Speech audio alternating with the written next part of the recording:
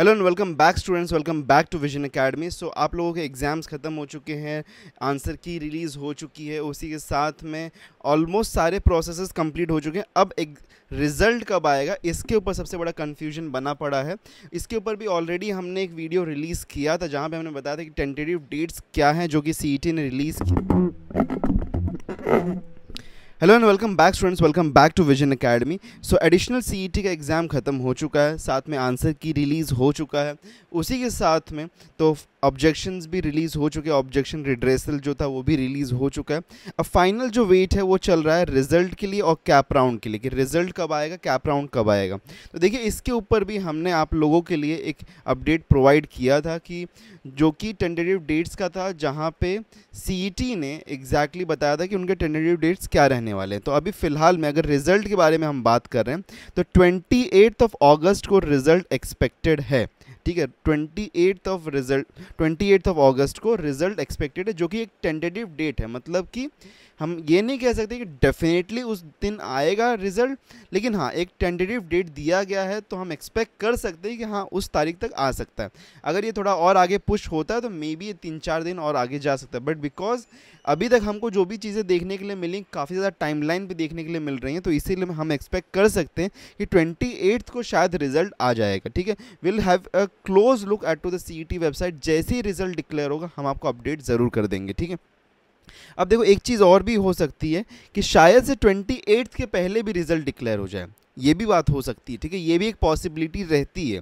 तो tentative date दिया ना उन्होंने, तो इसीलिए एक पॉसिबिलिटी ये है कि उसके पहले भी शायद रिज़ल्ट डिक्लेयर हो जाए, ऐसा भी एक पॉसिबिलिटी है।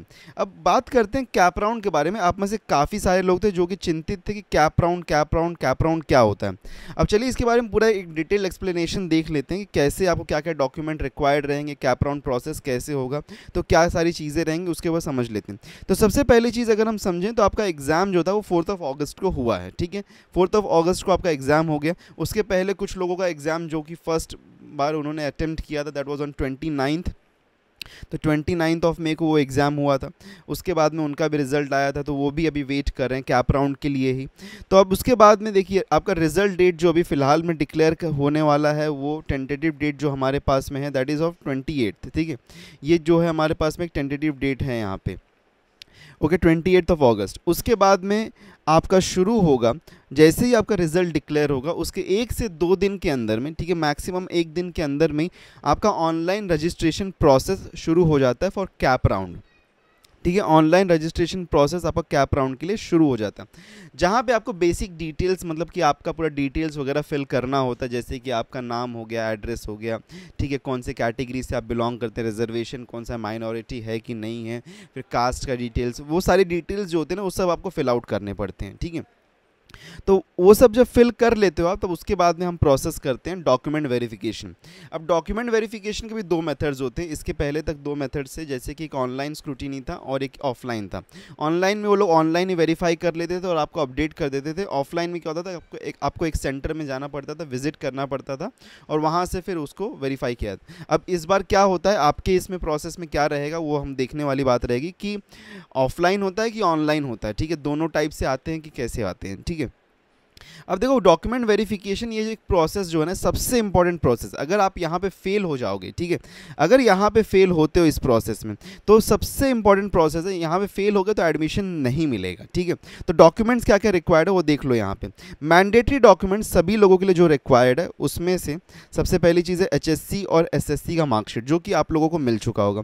CET का मार्कशीट जो कि आपको मिल जाएगा। ठीक है, पासपोर्ट साइज़ फ़ोटोज़ आपको रिक्वायर्ड रहेंगे, वो आपका खिंचवा लीजिएगा पासपोर्ट साइज़ फ़ोटोज़, और एक 8-10 फ़ोटोज़ को रख लीजिएगा अपने पास में। ठीक है, लिविंग सर्टिफिकेट आपको मिल गया होगा कॉलेज से ऑलरेडी, जो भी लोग होंगे सभी लोगों को लिविंग सर्टिफिकेट वगैरह मिल चुका होगा।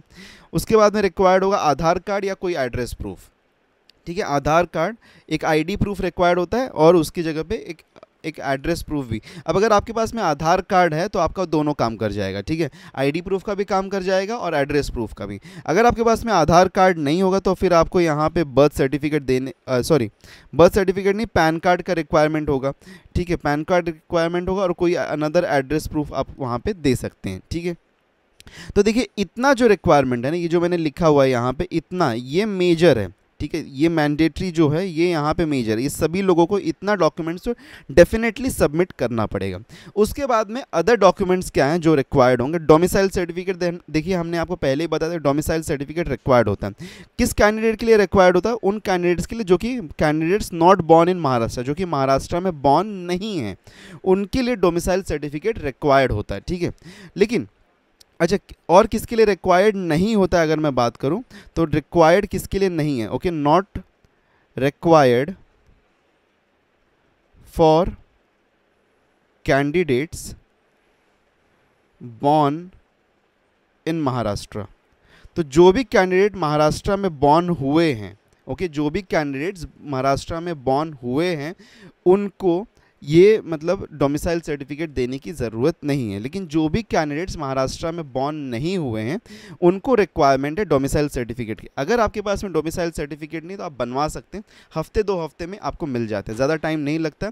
आप कोई भी सेतु केंद्र पे, कोई भी मतलब कोर्ट आपके जो आसपास में एरिया होगा जहाँ पे भी, वहाँ आप जा सकते हैं, आपको वहाँ पे कोई भी एजेंट मिल जाएगा, आप जाके वहाँ से बनवा सकते हैं। ओके, 10 से 15 मतलब एक हार्डली हफ्ता 1.5 हफ्ता लगता है, मिल जाता है, आपको ईजिली मिल जाता है। ठीक है, ज़्यादा डिफ़िकल्टी नहीं आती।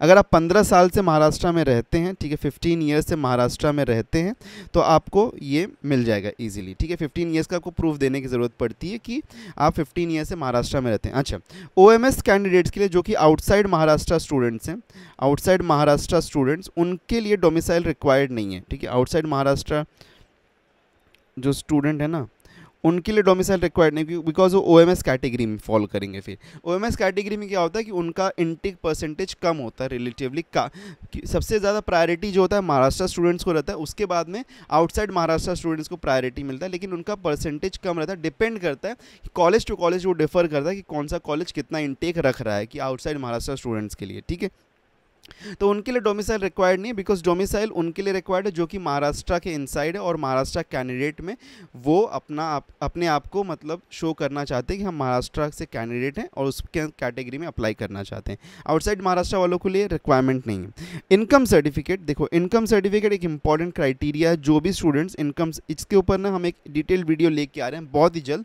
आज या कल में वो भी वीडियो आ जाएगा। ठीक है, इनकम सर्टिफिकेट का एक बहुत ही इंपॉर्टेंट रिक्वायरमेंट, जो भी स्टूडेंट TFWS कैटेगरी में फॉर्म फिल करना चाहते हैं, ठीक है, TFWS कैटेगरी में फॉर्म फिल करना चाहते हैं, तो TFWS क्या, tuition fee waiver scheme.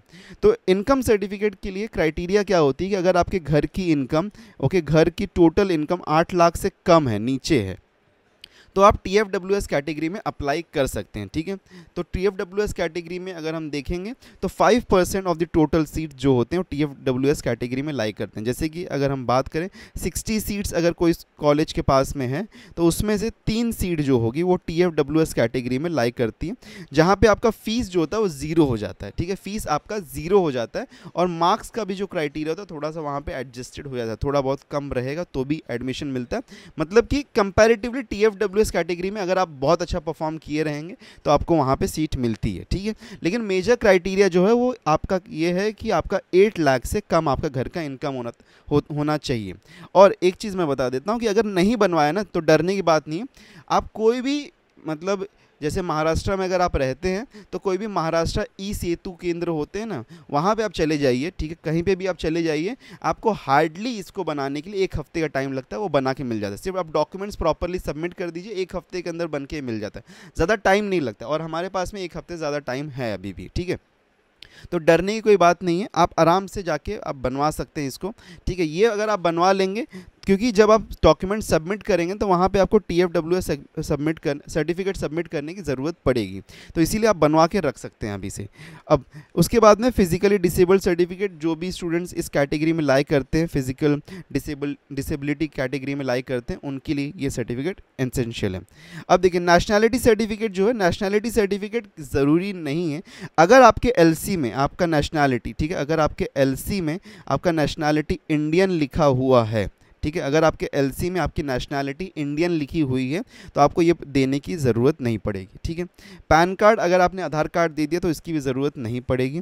Birth certificate अगर आपके लिविंग सर्टिफिकेट में आपका बर्थ प्लेस लिखा हुआ है तो उसकी भी आपको ज़रूरत नहीं पड़ेगी। है तो अच्छी बात है, नहीं है तो भी ठीक है, मतलब इतना ज़रूरत नहीं पड़ता है, ठीक है। ये तीनों सर्टिफिकेट जो है अगर इसके अल्टरनेटिव्स भी दिए जा सकते हैं, ठीक है। अगर आपके एलसी में आपका बॉर्न कहाँ पे है, इंडिया में बॉर्न है तो वो है तो चल जाएगा, वो भी चल जाता है, ठीक है। तो इनके अल्टरनेटिव्स हमारे पास में, ये इतने मैंडेटरी सर्टिफिकेट्स नहीं हैं यहाँ पे। वैसे बाय द वे जब भी ये प्रोसेस शुरू होगा तो सीईटी खुद का एक उनका ब्रोशर रिलीज़ करता है जहाँ पे सारे डॉक्यूमेंट्स का लिस्ट वगैरह सब कुछ होता है, उसके ऊपर भी एक डिटेल्ड एक्सप्लेनेशन हम लेके आएंगे। अभी ये हम यहाँ पे हम एक्सपेक्टेड टूवर्ड्स लाइक ये हम कह सकते हैं with reference to the previous CETs जो हुए हैं, जो कि इंजीनियरिंग वगैरह के लिए होते हैं, उसके रेफरेंस में मैं बात कर रहा हूँ यहाँ पे, तो इसलिए वो डॉक्यूमेंट्स जो भी रिक्वायर्ड थे मैं बता रहा हूँ आपको।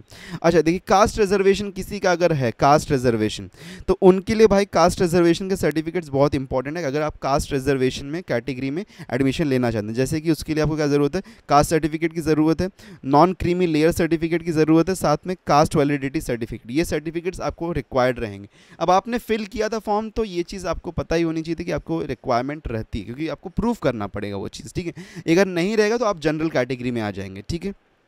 आई होप सो डॉक्यूमेंट्स के हिसाब से सब कुछ क्लियर चल रहा है यहाँ पे। इसके अलावा कोई डॉक्यूमेंट रिक्वायर्ड नहीं होगा, यही डॉक्यूमेंट्स जो कि आपको रिक्वायर्ड होंगे। इसमें दो सबसे इंपॉर्टेंट जो डॉक्यूमेंट्स हैं वो डोमिसाइल सर्टिफिकेट है, इनकम सर्टिफिकेट है। अगर किसी के पास में नहीं है तो अभी भी अप्लाई कर सकता है, मिल जाएगा, 10 से 15 दिन के अंदर मिल जाता है। क्योंकि डॉक्यूमेंट वेरिफिकेशन जो प्रोसेस होता है, ऑनलाइन रजिस्ट्रेशन आपका शुरू होगा 29 को, ठीक है। ऑनलाइन रजिस्ट्रेशन जो आपका 29 को शुरू होगा। उसके बाद में आपके पास में एक लगभग 1 हफ्ते का टाइम होता है तब कि आप डॉक्यूमेंट वेरीफाई करवा पाएँ, तो उसके बीच में भी कभी भी आपके पास डॉक्यूमेंट आ गया आप जाके उसको वेरीफाई करवा सकते हैं। अच्छा, अब डिस्प्ले ऑफ प्रोविजनल, यहाँ पर प्रोविजनल मतलब कि टेम्प्रेरी, ठीक है। यहाँ पे टेम्प्रेरी मेरिट लिस्ट लगती है कि आपको यहाँ पे क्या करना पड़ता है, आपके कॉलेजेस का लिस्ट यहाँ पे अपलोड करना पड़ता है कि आपका प्रेफरेंस कॉलेज, तो आप उसमें ताकि समझ पाएँ कि कौन से कॉलेज में मुझे प्रेफरेंस पे लग रहा है, ठीक है। तो डिस्प्ले ऑफ प्रोविजनल लिस्ट जो होगा वो आपका कब आएगा, 9 सितंबर को एक्सपेक्टेड डेट है, ठीक है। टेंटेटिव डेट ये भी है, ठीक है, this is also tentative date. तो 9 सितंबर कहा जा रहा है। उसके बाद में अगर उसमें भी अगर कुछ एरर्स करेक्शंस कुछ करने रहेंगे तो सबमिशन ऑफ ग्रीवेंसेस पीरियड आता है जो कि 3 दिन के लिए रहेगा, ठीक है। For 3 days submission of grievances period रहेगा जो कि 10 से 12 सितंबर तक चलता है, ठीक है, चलेगा। मतलब ये भी टेंटेटिव डेट्स ही है यहाँ पे, ये भी टेंटेटिव डेट्स है, सब जितने भी मैं बता रहा हूँ सब टेंटेटिव डेट्स है जो कि ऑफिशियली सीईटी ने रिलीज़ किया, मैं अपनी तरफ से कुछ भी नहीं आपको बता रहा हूँ, ठीक है। तो सारे डेट्स यहाँ पे टेंटेटिव डेट्स हैं। तो सबमिशन ऑफ ग्रीवेंसेस मतलब कि आपके फॉर्म में कोई गड़बड़ी हो गई है, कोई गलती हो गई, कुछ करेक्शन करवाना है, कुछ करवाना है, तो उसके लिए आपको ये टाइम पीरियड दिया जाता है कि आप जाके यहाँ पे करेक्शन करवा सकते हैं। इसके बाद में फाइनली आपका, ठीक है, सबसे फाइनल थिंग होगा that is display of the first merit list, final merit list आएगी, ठीक है, जो कि फर्स्ट मेरिट लिस्ट भी हम कहते हैं, ठीक है। तो ये फर्स्ट मेरिट लिस्ट होगा, इसको हम कहते हैं फर्स्ट कैप राउंड। तो फर्स्ट कैप राउंड होगा वहाँ पे, जहाँ पे आपका जो कि होगा आपका एक्सपेक्टेड है कि 13 सितंबर को हो जाएगा।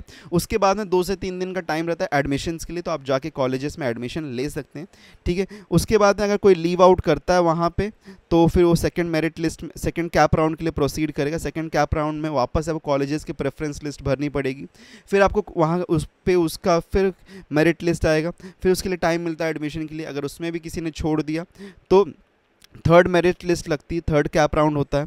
फिर उसके बाद में फाइनली फिर काउंसलिंग राउंड होता है। काउंसलिंग राउंड जो होता है, काउंसलिंग राउंड में क्या होता है कि आपको एक जगह पे बुलाया जाता है, ठीक है। थर्ड राउंड तक अगर किसी का एडमिशन नहीं हुआ है तो फाइनली वो प्रोसीड करेगा काउंसलिंग राउंड में। काउंसलिंग राउंड में क्या होता है कि आप डायरेक्टली काउंसलिंग राउंड में जाते हैं, आप बोलते हैं, वहाँ पे आपसे पूछा जाता है कि आपका क्या क्या प्रेफरेंस है, कौन कौन से कॉलेजेस में आपको चाहिए एडमिशन, आपका प्रेफरेंस बताइए। तो उस कॉलेजेस में अगर सीट्स अवेलेबल रहेंगे तो तुरंत आपको एडमिशन दे दिया जाएगा। आपको एक सम अमाउंट वहाँ पर पे करना पड़ता है, उसके बाद में तुरंत आपको एडमिशन वहाँ पर दे दिया जाता है और आप फिर मतलब आपका एडमिशन हो जाता है, ठीक है। तो इस तरीके से पूरा कैप राउंड प्रोसेस चलता है। तो आई होप सो मैंने आपको सारे डिटेल्स एग्जैक्टली उसी तरीके से, मतलब जैसा आप चाहते थे मैंने आपको एक्सप्लेन कर दिया है, ठीक है। फिर भी कोई डाउट रह जाए तो कमेंट करना, हम रिप्लाई करने की डेफिनेटली पूरी कोशिश करेंगे कि आपके सारे डाउट्स को हम रिप्लाई करें। जो भी जेन्युइन कमेंट्स रहेंगे जिसके रिप्लाई की बहुत इंपॉर्टेंस रहेगा उसको हम डेफिनेटली रिप्लाई करेंगे। अच्छा, एक चीज़ और आप लोग पूछ रहे थे कि सर कॉलेज लिस्ट आप लेके आइए, कॉलेज लिस्ट। तो देखिए हमने कॉलेज लिस्ट के ऊपर ना, कॉलेज लिस्ट के ऊपर हमारे वेबसाइट पे अगर आप जाएंगे, ये लिंक है, इसका लिंक, ये जो लिंक है आपको डिस्क्रिप्शन में भी मिल जाएगा, ठीक है। डिस्क्रिप्शन में भी इसका लिंक दिया गया है, आप डिस्क्रिप्शन में भी जाके वहाँ से चेकआउट कर सकते हैं। तो इस पेज पे, इस वेबसाइट पे हमने, इस पेज पे हमने सारे कॉलेजेस का लिस्ट डाल दिया है। और भी कॉलेजेस को हम अपडेट करें, वैसे आपको टेंशन लेने की बिल्कुल भी ज़रूरत नहीं, बिकॉज जैसे ही कैप राउंड प्रोसेस शुरू होगा पूरे कॉलेजेस के लिस्ट आपको खुद ब खुद CET ही प्रोवाइड करवा देगा, ठीक है। तो उसमें आपको टेंशन लेने की बिल्कुल भी ज़रूरत नहीं। लेकिन फ़िलहाल में टेंटेटिव जो कॉलेजेस हैं, जो कि टॉप कॉलेजेस हैं, मुंबई में, पुणे में, नासिक में, अलग अलग रीजन्स में जो भी कॉलेजेस टॉप कॉलेजेस हैं, okay, category wise BCA, BBA, BBM या फिर BMS, हम कैटेगरी वाइज वहाँ पे लिस्ट करते जा रहे हैं। तो टेंटेटिव कॉलेजेस का लिस्ट आपको यहाँ पे मिल जाएगा, आप डेफिनेटली जाके वहाँ से चेकआउट कर सकते हैं। वीडियो भी हम लेके आएंगे बहुत ही जल्दी, ठीक है, बहुत जल्दी हम लेके आएंगे वीडियो, ठीक है। So don't worry at all, हम आपका साथ बिल्कुल भी नहीं छोड़ रहे हैं। सो डोंट वरी कि आप सोच रहे होगे कि सर ने हमारा साथ छोड़ दिया, सर हमारे कमेंट्स का रिप्लाई नहीं करे, ऐसा बिल्कुल भी नहीं है। कैप राउंड प्रोसेस, एडमिशन्स जब तक आपकी नहीं जाए तब तक हम आपके साथ में ही हैं, ठीक है। उसके बाद में भी आपको कुछ रिक्वायरमेंट रहेगा तो हम आपके साथ में, so don't worry at all, ठीक है। इसके बाद में कोई भी और डाउट्स है तो कमेंट कर देना, चैनल को सब्सक्राइब कर देना यार, ठीक है, सब्सक्राइब कर देना, और व्हाट्सएप और टेलीग्राम को ज्वाइन करके रखना, अभी ज्वाइन करके रखना, बिकॉज जो भी अपडेट्स रहेंगे ना, सारे अपडेट्स हम आपको प्रोवाइड करेंगे, नोटिफिकेशंस प्रोवाइड करेंगे। सो डेफिनेटली उसको ज्वाइन करके रखिएगा, अभी लीव मत करिए, ठीक है। अगर लीव भी करना होगा तो बाद में करना, अभी थोड़ा रुक जाओ, ठीक है। एडमिशन हो जाने तो फिर मतलब लीव करना, अगर लीव भी करना होगा, ठीक है। वैसे भी हम आपको डिस्टर्ब बिल्कुल भी नहीं करते हैं, उसके बाद जो भी आपके लिए इंपॉर्टेंट नोटिफिकेशन है तो वही सिर्फ और सिर्फ हम वहाँ पर सेंड करते हैं, ठीक है। So that's it for the day. Meet you in the next video. Till then, take care and goodbye.